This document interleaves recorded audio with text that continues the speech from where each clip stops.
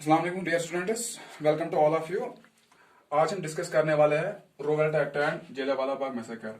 सबसे पहले आज हम बात करेंगे रोवेल्ट एक्ट के बारे में, जिसको एनार्कियल एंड रेवोल्यूशनरी एक्ट ऑफ 1919 भी कहा जाता है।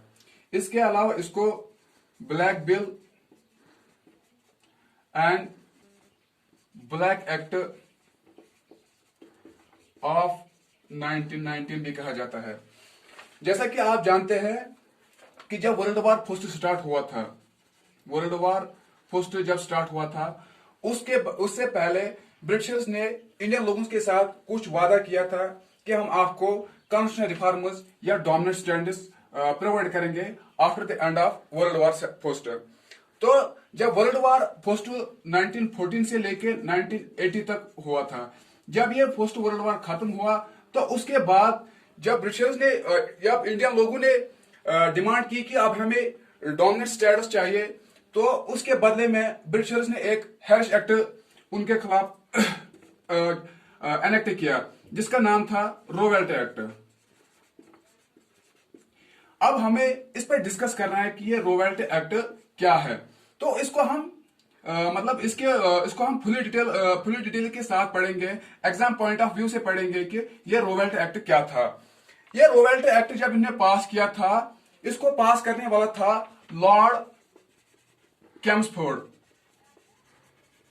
इन्होंने इसको पास किया। तो जब उन्होंने इसको पास किया तो क्या कौन से ऐसे प्रिंसिपल्स या कौन से ऐसे प्रिंसिपल्स थे इसमें कि जिनकी वजह से इसको रोवेल्ट एक्ट या ब्लैक बिल कहा गया था।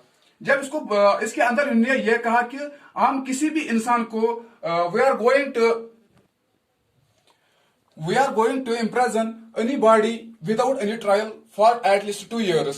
यानी कि उन्होंने ब्रिटिश गवर्नमेंट को ऐसे पावर्स दिए थे कि आप किसी भी इंसान को जिस पे भी आपको शक हो जाएगा उसको जेल में डालो या जेल में डालो विदाउट एनी ट्रायल या without any inquiry, without any warrant. इस तहत उन्होंने उनको अरेस्ट करो, चाहे किसी भी इंसान पे आपको शक हो जाए तो उसको अरेस्ट करो। यह था ब्लैक एक्ट या रोवेल्ट एक्ट।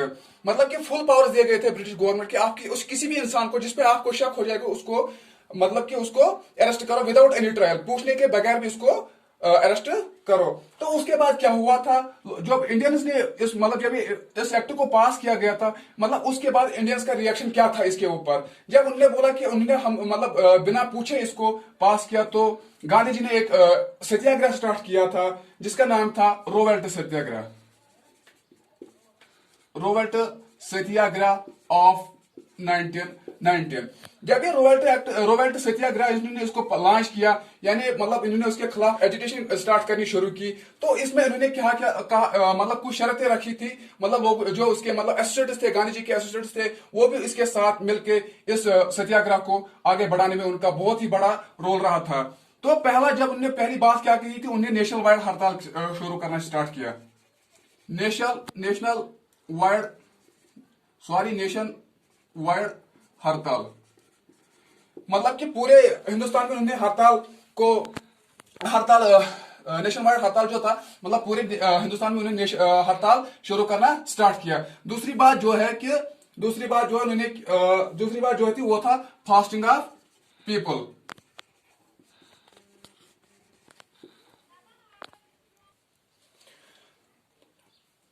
तो हम यहाँ पे बात कर रहे थे फास्टिंग ऑफ पीपल की। तो लोगों ने क्या कहा था, जब यहाँ पे हमने बात की कि नेशन वाइड हड़ताल हुआ था, पूरा जो हिंदुस्तान था वो हड़ताल में मुब्तला हुआ। उसके बाद लोगों ने भूख हड़ताल करना शुरू किया, क्योंकि लोगों में एक आग उभर रही थी कि उन्होंने ये एक्ट जो किया था ये टोटली इलीगल एक्ट था। इलीगल इन द सेंस कि लोगों को पूछने बगैर उन्होंने इस एक्ट को पास किया था। उसके बाद जब गांधी जी ने जो ये रोवेल्ट सत्याग्रह स्टार्ट किया था, उसके बाद बहुत सारे उसके साथ जुड़े हर जगह हिंदुस्तान के हर कोने में इसके खिलाफ सत्याग्रह शुरू होने लगी थी। तो जब बात करेंगे हम पंजाब की बात करें, पंजाब से दो ऐसे शख्स थे, एक का नाम था doctor Saifuddin Kitchlew and doctor Satyapal. तो ये दो ऐसे शख्स थे, इन्होंने भी इसके खिलाफ एजुटेशन स्टार्ट करनी शुरू की। तो हम बात कर रहे थे यहां पे किसकी, डॉक्टर सैफुद्दीन किचलू और डॉक्टर सत्यापाल। इन्होंने भी इसके खिलाफ एजुटेशन स्टार्ट करनी शुरू की, क्योंकि उनके दिलों में भी अब आग उभर रही थी कि मतलब इन्होंने क्यों ये एक्ट पास किया था। जब उन्होंने इसके खिलाफ एजुटेशन शुरू की, लेटर जो ये दो मतलब पहले इंसान बने थे जिनको रोवेल्ट एक्ट ऑफ 1919 के तहत इनको अरेस्ट कर दिया गया था। तो जब इनको अरेस्ट कर दिया गया था तो लोगों में फिर से आग उबलने लगी थी, क्योंकि मतलब ये उनके मतलब तो जब इन्होंने इसको इनके तहत रोवेल्ट एक्ट ऑफ 1990 के तहत इनको अरेस्ट किया गया था, तो लोगों में एक आग उबलने लगी थी। लोग रोड्स पे आ गए थे, इनके खिलाफ प्रोटेस्ट किए ताकि इनको कैसे छुड़ाए। तो एक सीक्रेट मीटिंग रखी गई थी, जो कि रखी गई थी जलियांवाला बाग मैसेकर, जलियांवाला बाग। तो जलियांवाला बाग ये अमृतसर में है। एक सीक्रेट मीटिंग रखी गई थी ताकि जो मतलब जिनको इलीगली इंप्रिजन किया गया था, डॉक्टर सैफुद्दीन किचलू और डॉक्टर सत्यापाल को इलीगली इंप्रिजन किया गया था। तो ऑन 13th ऑफ अप्रैल 1990 उस दिन हिंदुस्तान में बैसाखी का दिन था। सब लोग बैसाखी मना रहे थे। तो जब इन्होंने मतलब कि एक सीक्रेट मीटिंग रखी थी जलियांवाला बाग जो कि अमृतसर में एक पार्क है, उसके अंदर जब इन्होंने सीक्रेट मीटिंग रखी थी, तो उसमें जब ये मीटिंग इन्होंने सीक्रेट मीटिंग रखी थी, तो इसमें बहुत सारे जो कि मतलब फॉर एग्जांपल वुमेन्स थे, चिल्ड्रंस थे, या बूढ़े थे, जवान थे, सभी ने इनको मतलब जो भी मतलब हिंदुस्तान में थे इन्होंने इसमें पार्टिसिपेट किया। जब इन्होंने सभी ने पार्टिसिपेट किया तो मतलब मीटिंग चल रही थी। तो इसी टाइम जनरल डायर जो था, जनरल ओ डायर, जो कि अपने ट्रूप्स के साथ इस पार्क में एंटर हुआ था, उन्होंने अपने जो उसके ट्रूप्स थे उन्होंने उसको ऑर्डर दिया कि आप ओपनली फायर करो पब्लिक पे। जो कि मीटिंग में थे उन्होंने ओपनली इसको फायर किया था। तो कहा जाता है कि more than 3000 people were killed in that very incident. तो कहा जाता मतलब कि जब ये 3000 लोग इसमें मारे गए थे। तो सबसे पहले हमें यहाँ पे एक पॉइंट जानना है कि वहां पे खाली एक बच्चा बच गया था, जिसका नाम था सरदार उधम सिंह। इस पॉइंट को हमें यहां पे नोट करना है। क्या मतलब कल हमारे एग्जाम में ये भी आ सकता है कि वो कौन सा बचा था जो मतलब इस इंसिडेंट में बच गया था, वो था सरदार उधम सिंह।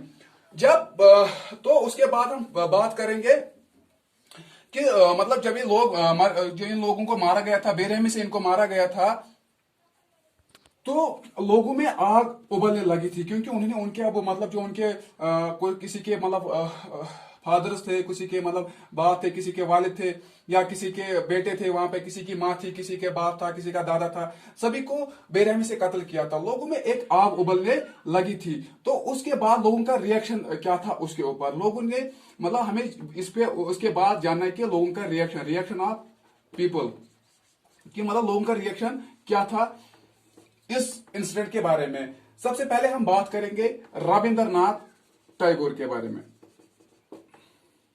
रविंद्रनाथ टैगोर, जिसको नाइटहुड से नवाजा गया था, नाइटहुड का टाइटल दिया गया था।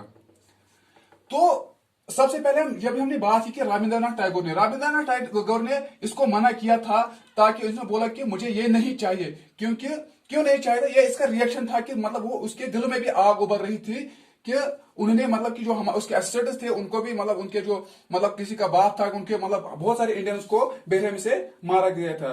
उसके बाद पंजाब के जो लोग थे पंजाब के जो लोग थे वो बहुत ज्यादा गुस्से में थे। They was more agitated. तो जो पंजाब के लोग मोर एजिटेटेड थे तो जो ब्रिटिशर्स ने पंजाब में मार्शल लॉ को इम्पोज किया।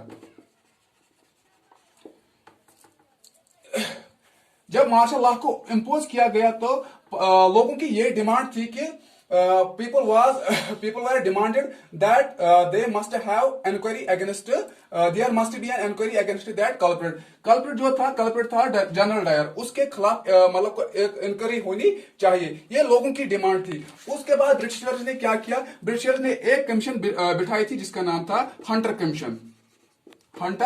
कमीशन, या हम उसको कहते हैं कि हंटर कमेटी। ये कमेटी इसके ऊपर बिठाई थी तो मतलब इंक्वायरी के लिए। लेकिन जो ये हंटर कमीशन थी प्लस पार्लियामेंट यानी ब्रिटिश पार्लियामेंट, इन दोनों ने मिलकर जनरल डायर को सपोर्ट किया। उसको एक मासूम करार दिया गया था, यानी उस जैसे कि उसने कुछ किया ही नहीं। जब हंटर कमेटी और ब्रिटिश पार्लियामेंट ने जनरल डायर को निर्दोष करार दिया तो लोगों में फिर से आग उबलने लगी। लोगों ने बोला कि अभी हमारे साथ इनजस्टिस हो रहे थे। तो उसके बाद बहुत सारे दंगे हुए कि मतलब लोग फिर से रोड पे आ गए उनके खिलाफ, मतलब कि अंग्रेजों के खिलाफ फिर से आंदोलन शुरू करना स्टार्ट किया। तो जब गांधी जी को लगा कि मतलब हालात खराब हो रही है तो उन्होंने इस जो ये मूवमेंट चला रहे थे, मतलब कि रोवेल्ट एक्ट सत्याग्रह जो चला रहे थे, यहाँ पे रोवेल्ट एक्ट सत्याग्रह चला रहे थे, इन्होंने इसको रिवोक किया। इन्होंने बोला कि अब हालात बहुत खराब हो रही है कि तो ताकि जब कुछ 5 दिन के बाद 18 अप्रैल 1919 में इन्होंने इसको रिवोक किया। जब इन्होंने इसको रिवोक किया तो कुछ 3 साल बाद यानी 1922 में इन्होंने रोवेल्ट एक्ट को भी रिवोक किया बाय ब्रिटिश पार्लियामेंट।